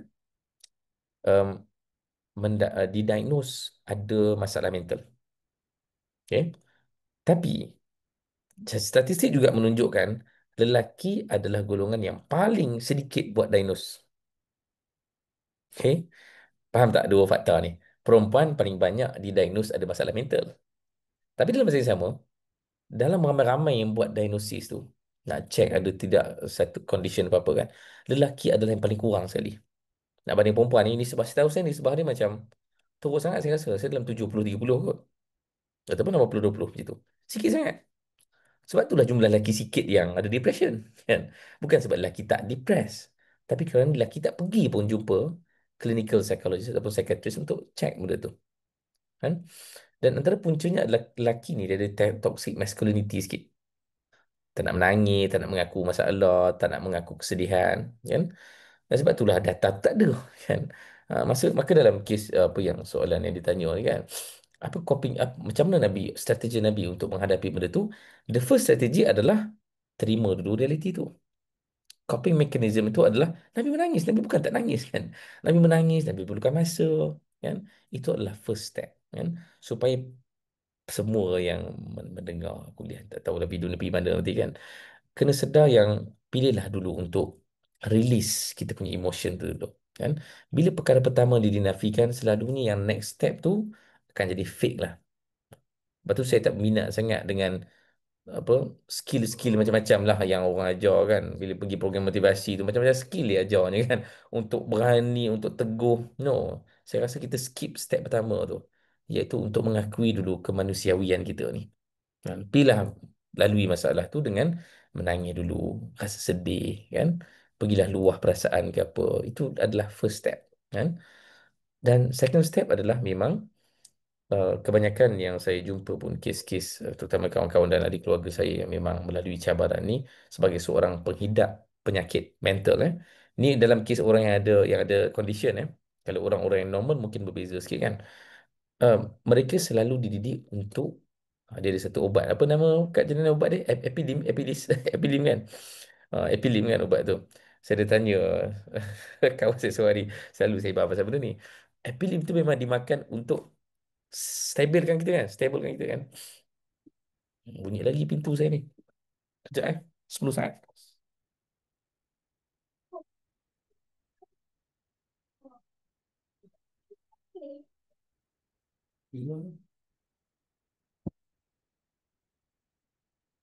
Okay, saya dah jumpa masalah kedua. Sharpener dia. Sharpener dia hilang. Nanti saya carikan lah sharpener dia. Okay. So, Epilim tu kan. Epilim ni, mana-mana penyakit lah kan. ADHD ke, apa nama ni, depression ke, bipolar ke. Saya tengok dia ada ubat yang sama, Epilim yang basic tu kan. Tujuan Epilim ni adalah untuk stable kan dia punya fikiran tu. Sebab setiap penyakit ni, dia ada persamaan iaitu dia tak stable, dia tak boleh kawal. Ada kadang-kadang overthinking lah, kadang ada manic kan, dia tak boleh nak kawal. So, Epilim dimakan untuk dia boleh berfikir dengan tenang. Kan? Macam uh, dalam KM ni poin nombor dua kan. Setelah kita dah vulnerable, menangis segala benda tu, kita kena berfikir lah. Ambillah ruang yang bertenang tu untuk frame balik apa yang berlaku. Kan? Barulah masa tu boleh frame. Iaitu, okey sebenarnya kita bergaduh ni sebab apa? Cuba senaraikan balik. Kenapa duk muncul-muncul ni? Bila dah bertenang tu baru boleh senaraikan. Kan? Baru boleh senaraikan apa yang berlaku. Kan? Dan masa itulah baru kita boleh susun jalan untuk menghadapi masalah tu. So sebenarnya apa yang awak tak suka dan apa yang saya tak suka. Dan apa benda yang memang dah tak boleh dah lari dah. Memang sentiasa kita terikat kat situ. Sebab benda yang saya tak suka ni awak tak boleh ubah contohnya. Paling kurang kita boleh senaraikan. Kan? Dan saya pun dah sebut banyak kali dalam beberapa pertemuan. Kan? Punca penceraian yang paling utama adalah komunikasi je. Kan? Dan of course lah komunikasi tu payah nak berjalan. Kalau kita skip step. Kan? Tengok ni mula nak baby ni kan. Tapi uh, kadang saya selalu nampak pendidikan drama. Tapi dia sebenarnya berlaku dengan real dalam kehidupan sebenar pun. Dia bukan drama saja. Iaitu, bila bergaduh je, nak settle masa tu juga. Kan? Lepas tu masa tu lah nak berdebat. Awak ni macam tu, awak ni macam ni, saya nak macam ni. Tak boleh settle. Dia tak boleh settle. Sebab kita skip step tu. Kan? Kita skip step untuk kita vulnerable. Cuba ambil masa, muhasabah dulu seorang. Maksudnya bersedih seseorang dulu. Ambil masa biarlah dia menangis dulu kan. Nanti dah tenang ataupun dalam kes makan epilim kan. Dia dah tenang tu. Ini bukan sindiran dia pun jadi ini adalah satu pengenalan kalau siapa yang tak tahu kan. Kalau siapa yang tak pernah tahu pasal isu kesihatan mental ini adalah real kan. Sebab tu saya bagi contoh tu kena adil pada kedua-dua situasi ya. Bila dah tenang tak bergaduh tu. Masa tu lah baru nak senaraikan satu demi satu kan. Barulah berkomunikasi. Kita ni komunikasi daripada awal. Nombor pertama adalah komunikasi. No, kan? Kita skip step tu. Itu yang jadi tak betul itu. Kan? Dan nombor tiga, saya rasa kena ada tiga poin ni. Nombor tiga adalah macam mana strateginya. Kena be human lah. Kan? Kalau pasangan kita, kita kena ada satu jangkaan bahawa pasangan kita ke, siapa saja lah kat keliling kita yang masalah dengan kita ni, dia akan ada potensi untuk ulang balik kesilapan tu. Kan? Dia akan ada potensi untuk ulang balik. Dengan anak-anak ke kan, tension dengan anak kan, dah cakap banyak kali dah, menangis pada anak kan. Buat lagi. Kita jangan jangan hilang, jangan menjangkakan dia akan berubah selama-lamanya. Dia akan berulang lagi sebab dia manusia. Kan? Dia akan ada masa dia akan buat salah lagi. Kan? Setiap kejadian yang berlaku kat kejadian kita ni, kena ada satu jangkaan, ia akan berulang lagi. Kan? Boleh datangkanlah dia punya, yalah, rumus tu kena letak elok sikit. Sebab saya berikan contoh khusus kepada perhubungan manusia kan. Tapi masalah hidup ni banyak lagi, bukan perhubungan manusia saja kan. Jadi banyak lagi. Tapi itu contoh yang saya boleh share lah. Okay? Uh, Macam mana orang sekitar Nabi approach Nabi? Oh, bagus soalan ni. Untuk bantu naik turun emosi Nabi SAW. Cuba saya cari momen. Hadis Ibn Abbas ada menceritakan waktu Nabi keseorangan di Masyrubah di loteng tu, masa Nabi tengah ada konflik dalam rumah tangga Nabi kan. Umar datang jumpa Nabi kan. Umar datang jumpa Nabi SAW. Dia hadis banyak. Hadis tu panjang ni. Kalau nak syarah satu hadis tu 2 3 kuliah pun boleh kan? Sebab dia sangat banyak faedahnya untuk kita. Dan Umar cuba untuk ambil hati Nabi sallallahu alaihi wasallam. Umar cuba memihak kepada Nabi sallallahu alaihi wasallam, bagi tahu kepada Nabi, ya memang wanita-wanita, uh, para isteri kita ni bila pindah ke Madinah ni dia bertemu dengan wanita Ansar. Yang wanita Ansar ni umumnya dia lebih vokal, lebih berani cakap. Dan akhirnya isteri kita tak terpengaruh dengan wanita Ansar. Ini dalam hadis itu sendiri disebut. Dan Umar pun apa nama ni sebut pada Nabi sallallahu alaihi wasallam, apa apa lagi hadis itu sebut, bahkan ada satu petikan tu disebutkan Umar Al-Khattab sebut tak apa ada pilihan lain. Maksudnya kalau Nabi ada masalah dengan pasangan Nabi yang ni, Allah layak untuk tukarkan Nabi dengan isteri yang lain. Itu hak Nabi sallallahu alaihi wasallam. Umar nak tenangkan Nabi. Okay? Ada je approach tu, tapi saya tak berani lagi letakkan dia punya sifir dia ataupun rumus dia. Tapi secara umumnya para sahabat bila Nabi ada satu situasi, Nabi sedih ke, sahabat cuba untuk make sure, memastikan Nabi sallallahu alaihi wasallam tahu yang mereka ada kat keliling Nabi. Ha. Dan ada di keliling ni adalah benda yang sangat penting. Jangan terlalu menafsirkan ataupun cuba nak memandai-mandai suruh orang bersikap sekian-sekian ketika dia merasai pengalaman tersebut. Kan? Contoh je kan, saya ada pengalaman, baru ni ada kawan saya seorang, baru dia direct dia cakap, dia ada satu masalah hidup dia lah. Dan dia katalah, dia paling pening sekali, dia paling sakit sekali bila orang datang jumpa dia kan, suruh dia bersabar. Dia tengah sakit tu kan, dia tengah ada macam-macam masalah. Dia duduk diam je sebenarnya. Kami datang tu ziarah untuk bersama dengan dia lah. Dan dia cakap, boleh tak korang jangan cakap apa-apa, tapi duduk je. Iaitu korang duduk di sini supaya aku tahu korang ada, tu je. Dan tak payah nak cakap-cakap, sabarlah, takziah ke apa, tak apa, aku tahu benda tu. Dan, dan itu dilakukan oleh para sahabat. Ada satu kisah yang lain, Nabi menangis dekat kubur ibu Nabi SAW. Sahabat semua menangis. Ya. Lepas tu sahabat tanyalah kenapa Nabi menangis kan. Baru sahabat tahu apa yang berlaku. Tapi sahabat tak respon berlebihan. Sahabat tak respon berlebihan untuk ajar Nabi nak buat apa. Kan? Sebab fasa awal orang tengah grief ni, orang tengah sedih ni, kita memang perlu pastikan dia tahu kita ada je. Dia tahu yang masih ada orang-orang yang berada di sekeliling dia, bersama dengan dia, dan orang tak tinggalkan dia. Kan? Sama dengan macam surah Duha kan, wa wadda'aka rabbuka wa ma qala kan. Memang kita memerlukan ada rasa apa orang kebersamaan orang lain pada hari-hari kita jatuh tu, sekadar untuk rasa ada orang ada saja kan, bukan menyelesaikan masalah pun kan, sebab kita nantilah akan menyelesaikan masalah kita tu sendiri bila kita dah bertenang kan. Jadi fasa grieving ni memang kita perlu rasa connected, rasa terhubung dengan orang-orang di keliling kita kan. Bila ditinggalkan keseorangan, dia akan membarah lah kan. Okay, terima kasih. Ada orang cakap bila berjadi sesuatu yang tak elok macam aksiden, inilah kifarah dosa lalu, ini kemasuk Ustaz tidak menghalalkan. Okey. Ada tak satu dalil khusus yang mengatakan bahawa segala nasib buruk adalah kafarah? Okay. Ada, sebab memang apa nama ni? Memang uh, apa ya? Uh, ada tak ada dalil? Saya nak mencari ni. Mana satu dalilnya? Sebab saya dalam kepala saya ada satu dalil. Saya cari kejap. Ha, takut saya salah kan, tipu pula kan. Dosa pula lain. Ada tak dalil khusus? Uh, Kufran dzunub bi bil musibah. Kita cari. Hmm. Tengok hadisnya.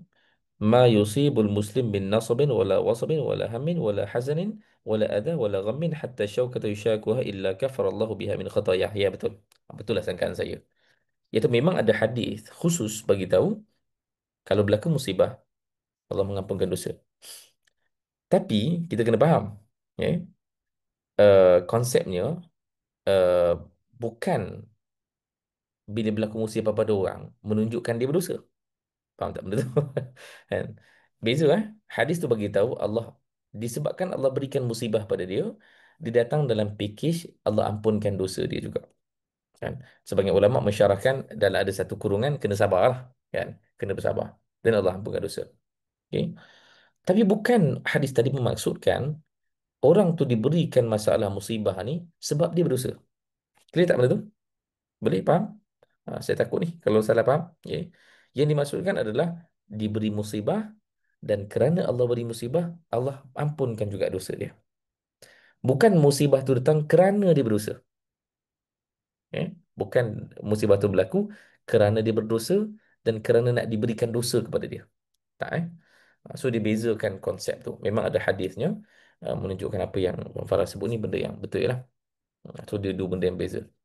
Andai kita set mind semasa sentiasa husnuzon dan apa sekarang, macam mana kita nak tahu husnuzon kita tak kepada toxic positivity? Okey. Husnuzon satu perkataan yang lain pula, satu akhlak yang berbeza pula kan. Bila kita sebut istiqamah tadi, kita bukan menafikan masalah tu dan kita bukan mengabaikan masalah tu. Tapi kita choose untuk memilih supaya setiap masalah kejatuhan yang berlaku, kita nak respons dengan respons yang menaikkan graf kita. Kan? Macam anak kita tadi kan, balik buat perangai, buat benda maksiat, lidah sebut entah benda kan. Maka kita rasa macam graf kita jatuh lah. Kegagalan kita sebagai parent. Kan? Okay, macam mana kita nak choose untuk istiqamah bila nampak anak kita macam tu? Kan? Caranya adalah okey kita susun balik strategi kita apa yang berlaku. Ni real case ya sebab anak saya pernah buat benda macam tu kan. Dan saya memang banyaklah tanya mana-mana kaunselor keluarga, pakar parenting tanya nak buat apa. Memang jawapannya adalah awak kena tahan telinga kejap dan jangan layan langsung. Jangan duk melayan, duk dengar sangat dia cakap benda tu. Jangan respon secara positif ataupun negatif. Sebab fasa tu anak saya masa umur 4-5 tahun kot. Kan? Fasa 4-5 tahun dia tiru je, dia mimik je. Dan ada satu buku dekat rak buku saya ni. Apa nama buku tu lupa lah. Tapi buku tu bagus. Dia menjawab soalan, um, apa ya? Anak kita nak apa daripada kita? Anak kita nak attention. Okay? Mana yang kita berikan attention, anak kita akan choose untuk buat benda tu. Maka bila ada perkataan pelik kat mulut dia, lepas tu kita layan pula. Layan sama ada secara marah ataupun secara suka, anak kita akan buat lagi benda tu. Kan? Maka dia kata, buku tu cakap dan juga kaunselor yang saya rujuk tu dia kata, biar ajar anak awak ni, tutup je telinga lah, layan je lah.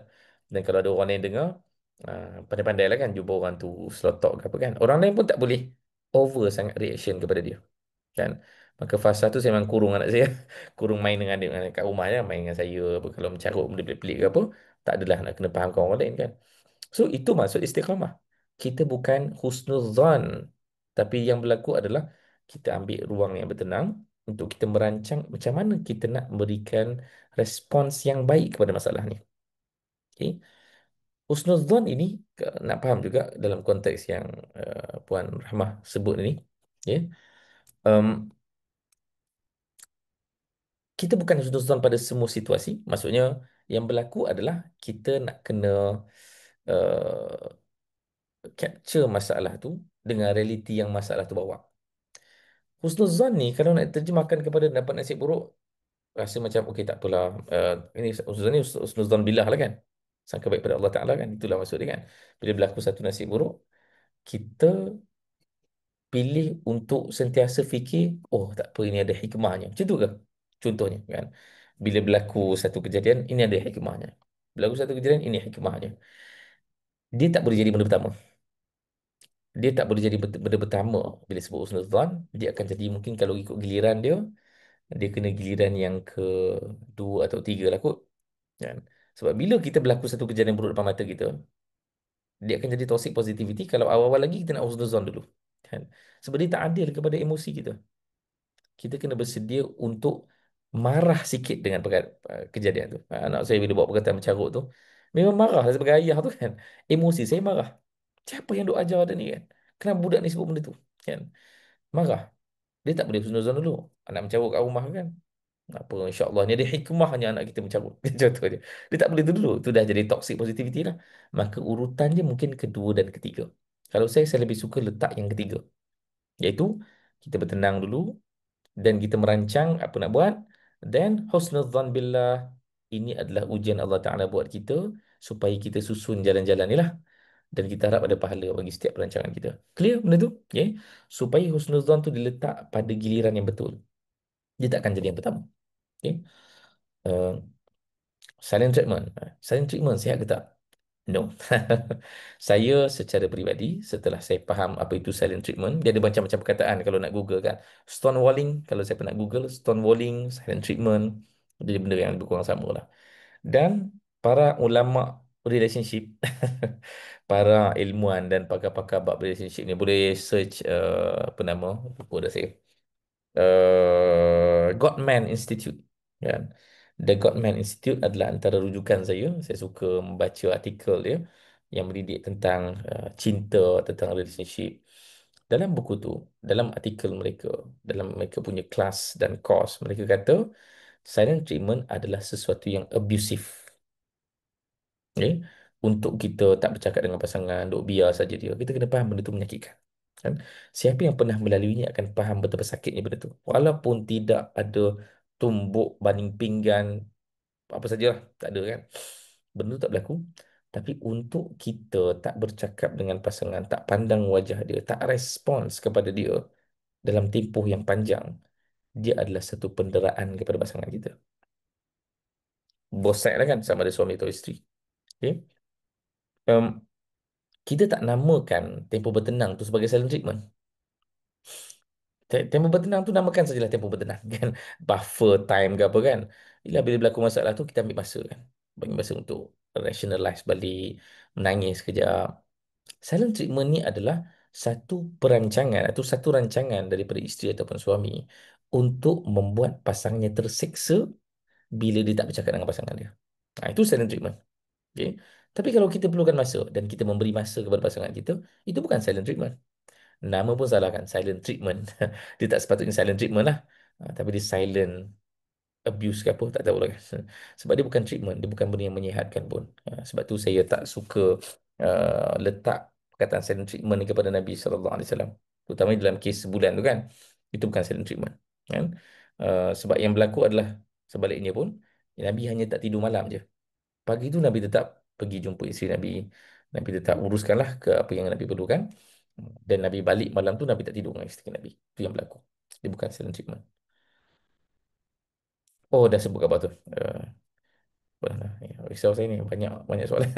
Okey. Okey, terima kasih. Mhm. Tu tak bolehlah cakap.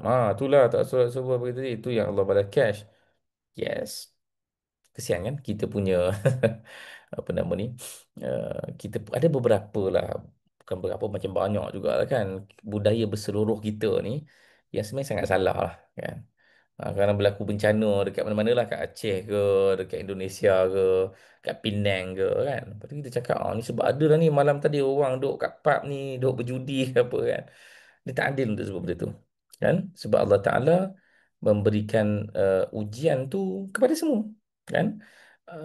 Itu hak Allah Ta'ala untuk pilih siapa lah kan. Tapi kita tak bolehlah nak meneka apa Allah punya intention. Kan? Jatuh dosa ke? Dosa pahala ni di luar daripada pengetahuan mana-mana orang. Tapi yang kita tahu dalam kes ini adalah dia akan mengganggu thinking proses kita sebagai seorang Muslim. Sebab thinking proses ni penting tau. Thought proses ni penting. Iaitu contoh contoh ambil kes yang ditanya ni. Oh ni admin S2. Admin S2 tanya kan. Uh, Contoh tadi. Tu tak sebab bagi tadi. Itu yang Allah bayar cash. Contohnya lah kan. Jatuh basikal. Ni sebut tadi tak solat ni jatuh basikal. Contoh, apakah kesan buruk thought process dekat dalam kes ni? Macam mana kalau hari itu dia tak ada benda buruk berlaku? Macam mana? Apa yang dia faham? Oh, rupanya tak solat subuh pun okey je. Nampak? Kesan buruk ni kan. Sama juga orang buat bisnes kan. Ini contoh yang selalu lah saya bagi dalam sesi saya kan. Selalu kalau orang berjaya bisnes dia tanya kan, apa amalan awak? Saya kadang sampai naik muak dengan soalan tu. Sorry saya cakap benda tu direct sebab saya rasa benda ni kena direct. Sebab saya rasa soalan tu tak betul kan. Jumpa orang yang berjaya bisnes tanya, apa amalan awak? No, dia tak ada kaitan dengan amalan dia. Kan? Sebab berjaya bisnes ni tu hak Allah Ta'ala untuk tentukan. Kalau kita tanya soalan tu, contoh apa amalan awak? Dan dia jawab soalan, oh saya bangun malam, dia baca Quran, saya hormat mak ayah saya. Kan? Habis tu orang yang miskin tu tak sayang mak ayah dia ke? Kan? Orang yang tak berjaya bisnes, adakah dia tak solat? Kan? Dia tak boleh macam tu. Kan? Ibadah adalah ibadah dan dia tidak terhubung dengan nasib baik ataupun buruk kehidupan kita. Kan? Kalau tak, nanti akan kembali kepada Nabi SAW. Tanya amalan tu bagus lah, tapi soalan tu salah, senang cerita. Soalan tu salah. Kan? Dia tidak berkait secara terus, secara langsung. Okay? Um, dan ia hak Allah Ta'ala untuk tentukan. nanti dia akan mengganggu thought proses kita untuk beragama. Sebab nanti orang akan fikir, tak payah bisnes lah, tak payah belajar skill bisnes, tak perlu ada partner, tak perlu belajar pasal marketing, tak perlu belajar pasal buat poster, tak payah, tabur je. Apa? Tabur je iklan tu kat mana-mana, nanti adalah orang masuk kelas, contohnya kan. Ah, itu tak betul menurut agama. Agama kita dia ada dua sudut kan, sunatullah dan syariatullah. Dua-dua kena buat. Nak pancing ikan kena tahu lubuk mana yang ada ikan. Dia bukan bismillah letak pancing tu dekat parit belakang rumah yang memang tak ada apa-apa buat situ. Memang tak dapat ikan kan. Maka dia ada sunatullah yang kita kena ikut kan. Dan juga kita punya ibadah ke apa semuanya adalah lillahi taala, tidak ada kaitan dengan keinginan dan fadilat duniawi. Tak ada kan. Tak ada kaitan. Saya tak pernah jumpa walau satu dalil pun yang menceritakan kalau kita solat kita akan kaya. Tak ada. Tak pernah jumpa. Kecuali quotes daripada orang-orang kaya. Kan? Quotes daripada orang-orang kaya, orang yang dia kena interview ni beritahu, oh kerana saya jaga solat malam. Maybe betul, kita tak nafikan dia berjaga solat malam, tapi untuk hubungkan solat malam dengan kejayaan bisnes, dia akan mengganggu thought proses kita sebagai seorang Muslim. Clear? Siapa saya tak tak disalahfahami. Okay. Allah alam. Itulah dia yang saya rasa cukup lah kan. Banyak sangat soalan malam ni. Bagilah banyak soalan kan supaya saya tak boring. Dan Alhamdulillah kita dah pilih sesi Alhamdulillah. malam ni dan saya serah semula kepada Ifan untuk penutup dan apa sajalah. Silakan. Syukur Alhamdulillah. Banyak soalan sebab ramai yang join malam ni. Alhamdulillah. Alhamdulillah. Jadi kita mengharapkan kelas kita yang sebetulnya, kita mengharapkan seramai ni jugalah. InsyaAllah. Okey. Jadi syukur Alhamdulillah banyak perkara yang kita dapat pada malam ini. Banyak topik yang kita bincang kepada malam ini. Banyak perkongsian dari Ustaz sendiri yang disampaikan pada malam ini. Saya mengharapkan kebaikan dan manfaat juga kepada tuan-tuan dan puan-puan. Semoga sedikit sebanyak ilmu yang kita perolehi pada malam ini, ia akan membantu kita untuk membuat keputusan yang lebih baik pada esok hari. Dia akan membantu kita untuk kita jadi lebih baik pada esok hari. Sebab each day, setiap hari yang kita bangun, kan, kita berbalik kepada surah Al-Mulk tadi adalah untuk menguji siapa yang paling baik amalan kamu kan. So setiap hari kita akan berhadapan, even dalam surah Al-Balad pun sendiri, manusia ini memang diciptakan untuk menghadapi kesusahan. So each day kita akan menghadapi kesusahan, dan apa yang paling penting adalah bagaimana respon kita. Bagaimana respon kita terhadap ujian yang berlaku pada setiap hari itu. Okey. Jadi saya sangat-sangat menggalakkan tuan-tuan boleh kongsikan feedback dekat chat pun boleh, dekat grup WhatsApp pun boleh. Saya ambil sedikit masa, okey, untuk ceritakan untuk yang baru sebab ramai yang baru pada malam ni. Kita punya student ada lebih kurang 30 orang saja. Okey. So, insya-Allah jika tuan-tuan mendapat kebaikan, orang kata dapat input yang baik untuk kelas ini. Sebenarnya ini adalah kelas memanai emosi Nabi sallallahu alaihi wasallam. Okey, dan hanya tinggal berbaki sikit je lagi. November, Disember, Januari. Dan seperti yang saya ceritakan tadi, walaupun ini adalah orang kata dia macam timeline serah, tapi setiap sesi itu kita akan fokuskan kepada satu tajuk. Dan kiranya kalau tuan-puan baru join pun, dia masih lagi dapat membantu kita sedikit sebanyak untuk kita memahami sirah, dan sedikit sebanyak dapat improve kita punya lifestyle, dapat improve kita punya diri dan sebagainya. Okay, so tinggal 5 sesi kelas sahaja lagi pada hari Khamis jam 9 malam. Okay, bersama dengan Ustaz Khobat.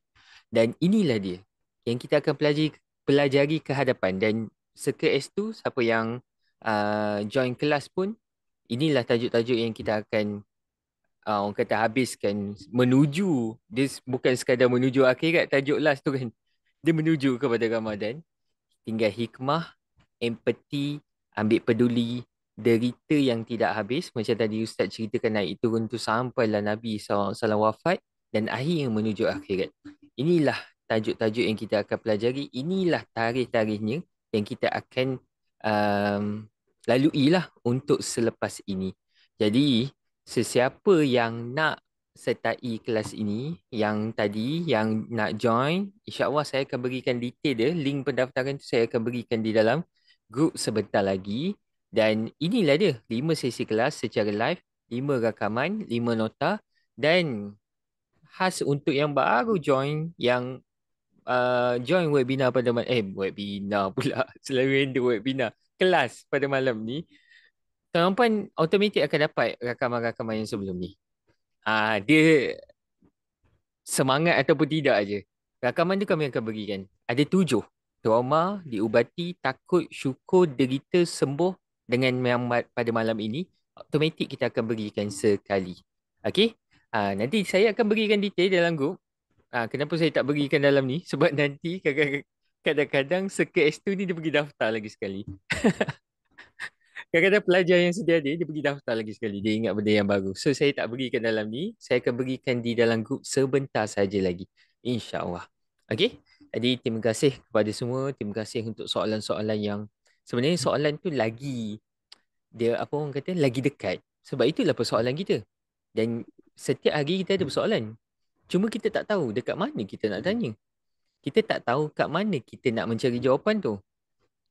So inilah ruangnya, insya-Allah. Inilah ruangnya untuk tuan-tuan dan puan-puan. Semoga apa jua input yang kita dapat ni mendekatkan diri kita kepada Allah SWT. Kita akan tergelincir, kita akan terjatuh, tapi berapa banyak kali yang kita akan bangkit untuk pulang menuju Allah SWT, insya-Allah.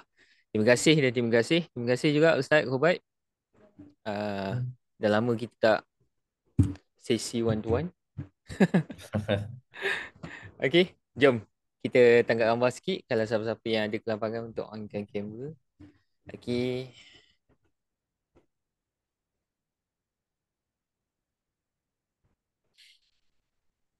Okey. Satu, dua, sekejap. Ramai pula. Satu, dua, tiga. Alhamdulillah. Terima kasih kepada semua.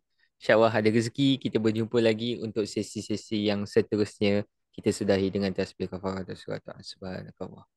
Wa bihamdika asyhadu an la ilaha illa anta astaghfiruka. Bismillah.